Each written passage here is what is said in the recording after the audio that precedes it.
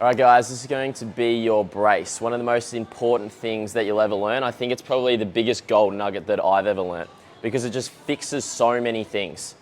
It's going to be one of the fundamentals to both your deadlift and the squat. So when people think of a brace, they'll either think big breath or they'll think just like trying to tense their core.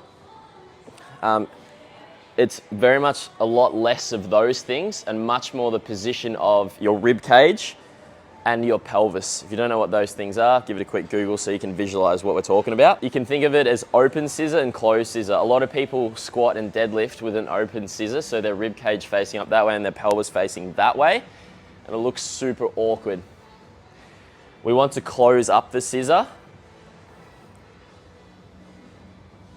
because it provides a much better brace. So how do we learn how to do that? What you want to do is find a wall. So we found a wall here. What you want to do is quarter squat into a wall.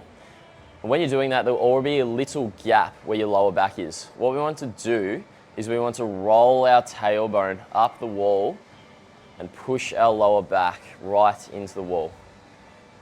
So the thing that has the most pressure into the wall would be your lower back. Then when you've done that, we're going to call that belt buckle up. When you've done that, do a massive exhale.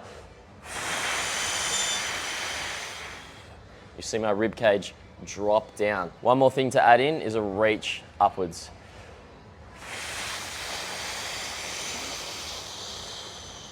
And you're going to try and hold that together because the further that you go up, it's going to want to pull your rib cage out.